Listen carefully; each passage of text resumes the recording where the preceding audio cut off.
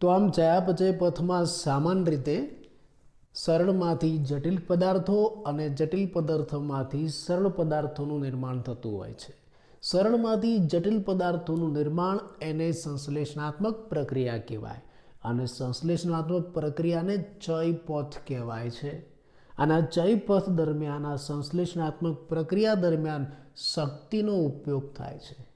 દાખલા તરીકે એસિટિક એસિડમાંથી કોલેસ્ટેરોલનું નિર્માણ એક ચયપથ છે.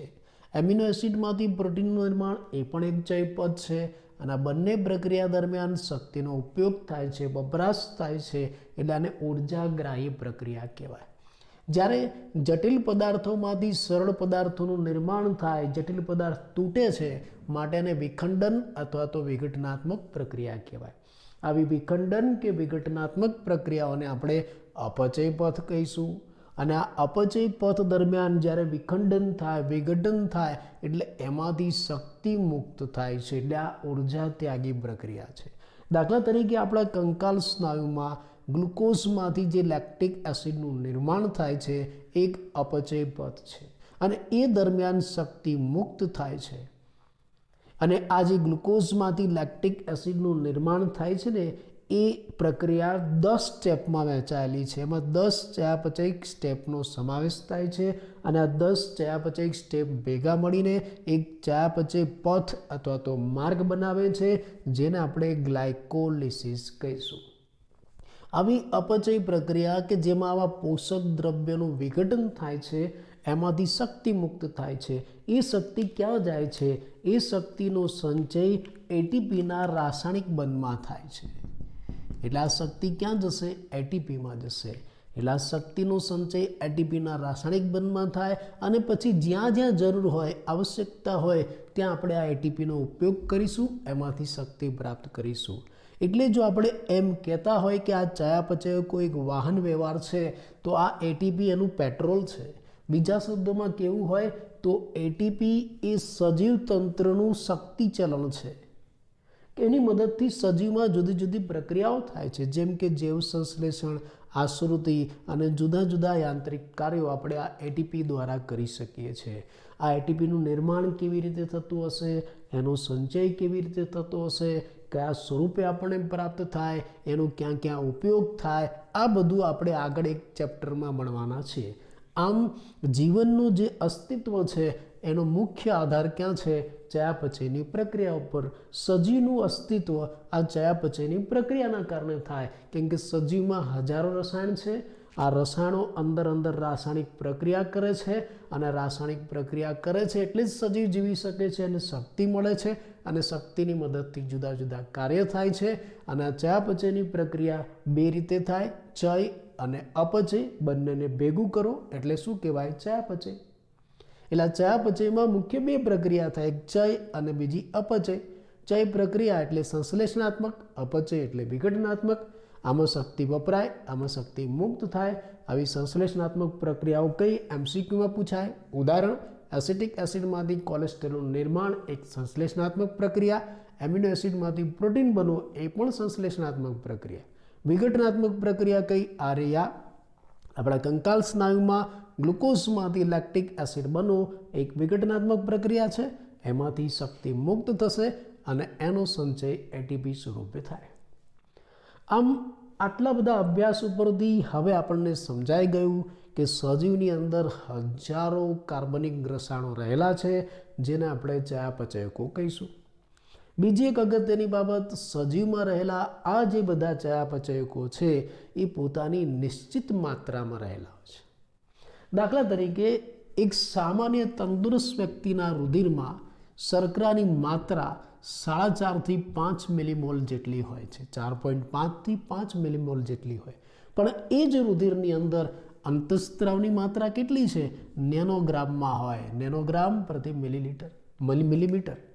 એટલે આમ સજીવ શરીરમાં હજારો ચયાપચયકો રહેલા છે, પણ એ ચયાપચયકો એની ચોક્કસ નિશ્ચિત માત્રામાં રહેલા છે.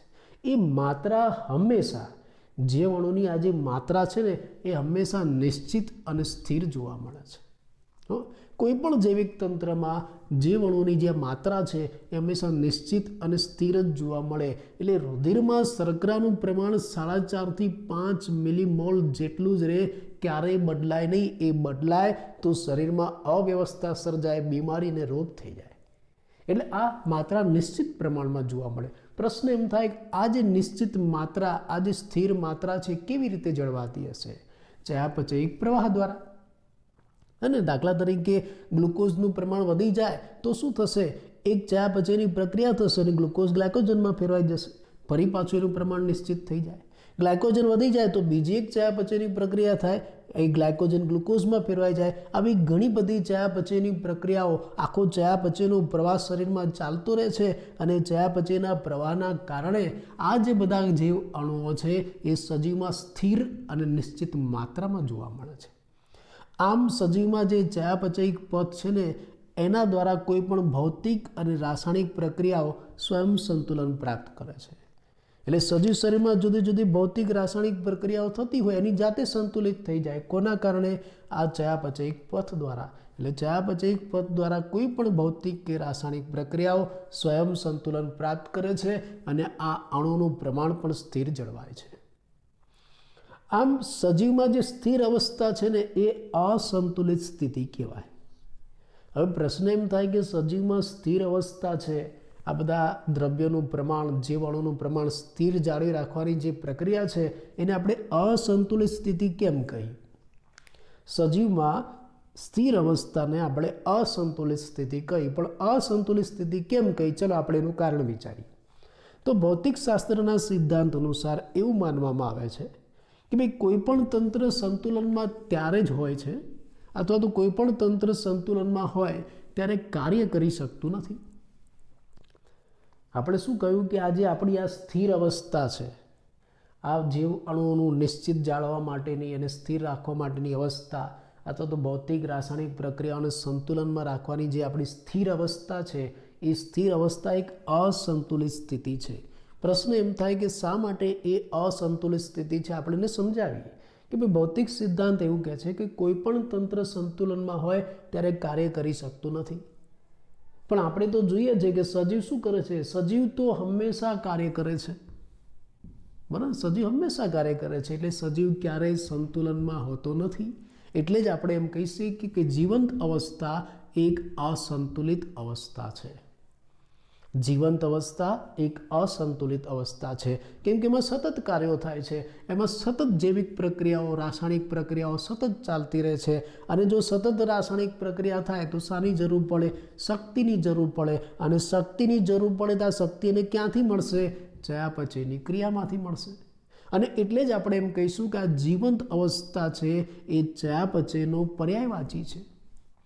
જીવંત અવસ્થા કે ચયાપચય એકબીજાના પર્યાયવાચી છે. એટલે કે જો ચયાપચય થાય તો જ સજીવ જીવંત રહી શકે છે. ચયાપચય વગર જીવંત અવસ્થા શક્ય નથી એવું આપણે કહી શકીએ. એટલે સજીવને જો જીવવું હોય તો શું કરવું પડશે? ચયાપચય કરવું પડશે. તો અહીંયા આપણે આ જીવંત અવસ્થાની એક ટૂંકનોંધ બનાવી. તો તમને આ બધી અલગ અલગ ટૂંકનોંધ પૂછાય. આ એક ટૂંકનોંધ હતી, જીવનનો ચયાપચયિક આધાર અહીંયા સુધી લખવું પડે.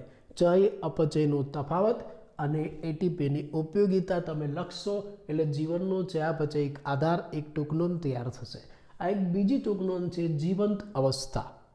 સજીવની જીવંત અવસ્થા સમજાવો. તો જીવંત અવસ્થા ક્યારે જળવાય છે? જીવંત અવસ્થા એક અસંતુલિત અવસ્થા છે. કેમ અસંતુલિત અવસ્થા છે? કેમ કે જો સંતુલિત અવસ્થા હોય ને તો એ ક્યારેય કામ ના કરે, પણ સજીવો તો કાયમી કામ કરે છે, એમાં સતત જીવ રાસાયણિક પ્રક્રિયાઓ ચાલે છે. એટલે જીવંત અવસ્થા એ અસંતુલિત અવસ્થા છે. પણ આ સતત જીવ રાસાયણિક પ્રક્રિયાઓ, ચયાપચયની પ્રક્રિયાઓ કેમ ચાલે છે? તો કેમ ચાલે છે? આ જીવ અણુઓનું પ્રમાણ, એની માત્રા નિશ્ચિત જાળવવા માટે. સજીવની અંદર આ જીવ અણુની માત્રા, એનું પ્રમાણ નિશ્ચિત જાળવવા માટે આ શર્કરા છે, અંતઃસ્ત્રાવ છે, એનું પ્રમાણ નિશ્ચિત જળવાય. એટલે શું થાય? સતત ચયાપચયની પ્રક્રિયા થાય. એનો મતલબ એમ થયો કે જીવંત અવસ્થા ત્યારે જ શક્ય બને કે જ્યારે ચયાપચય થાય. તો આપણે એમ કહી શકીએ કે ચયાપચય અને જીવંત અવસ્થા એકબીજાના પર્યાયવાચી છે. એટલે આપણે એટલી જીવીએ છીએ કે આપણે ચયાપચય કરીએ છીએ. અને બીજું, જીવંત અવસ્થા એક અસંતુલિત અવસ્થા છે. તો ચાલો આપણે ચયાપચય કરવું છે તો ચયાપચય કરવા માટે શાની જરૂર પડશે? આપણે હમણાં જ આગળ વાત કરી, કોઈ પણ ચયાપચયની પ્રક્રિયા હંમેશા ઉત્સેચકો દ્વારા થાય. એટલે તમારે જો સજીવમાં ચયાપચયની પ્રક્રિયા સમજવી હોય તો પહેલાં ઉત્સેચકોનો અભ્યાસ કરવો પડે. તો ચાલો આપણે આ ઉત્સેચકોનો પરિચય આપીએ.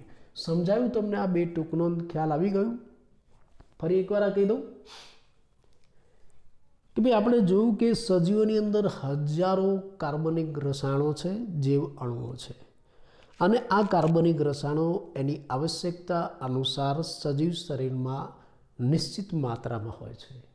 દાખલા તરીકે સામાન્ય તંદુરસ્ત વ્યક્તિના રુધિરમાં શર્કરાની માત્રા 4.5 થી 5 મિલીમોલ જેટલી જ હોય, એમાં કોઈ ફેરફાર ન થાય. એવી રીતે અંતઃસ્ત્રાવની માત્રા નેનોગ્રામમાં જ હોય, એમાં પછી વધારો ન થાય. જૈવિક તંત્રમાં આ જે જૈવ અણુઓ છે એની નિશ્ચિત અને સ્થિર માત્રા કેવી રીતે જળવાય છે? ચયાપચયની પ્રક્રિયાઓથી, ચયાપચયના પ્રવાહથી. આમ સજીવમાં આજે ચયાપચય પદ છે કોઈ પણ ભૌતિક કે રાસાયણિક પ્રક્રિયામાં સ્વયં સંતુલન જાળવે છે.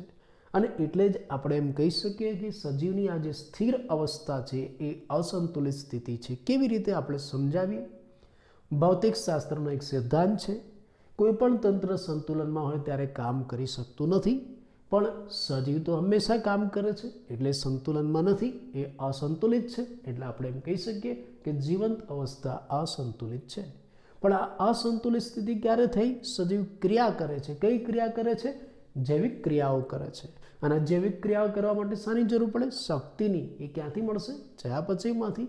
એટલે આપણે એમ કહી શકીએ કે આ જીવંત અવસ્થા સજીવમાં ત્યારે જ જળવાય કે જ્યારે ચયાપચય થાય. એટલે આપણે એમ કહી શકીએ કે જીવંત અવસ્થા કે ચયાપચય એકબીજાના પર્યાયવાચી છે. આ જીવંત અવસ્થાની ટૂંક નોંધ થઈ. હવે આપણે એમ કહીએ છીએ કે સજીવમાં સતત ચયાપચયની પ્રક્રિયા થાય. આ ચયાપચયની પ્રક્રિયા કેવી રીતે થાય? ઉત્સેચક દ્વારા થાય. તો આ ઉત્સેચકો કેવા છે આપણે એ સમજીએ.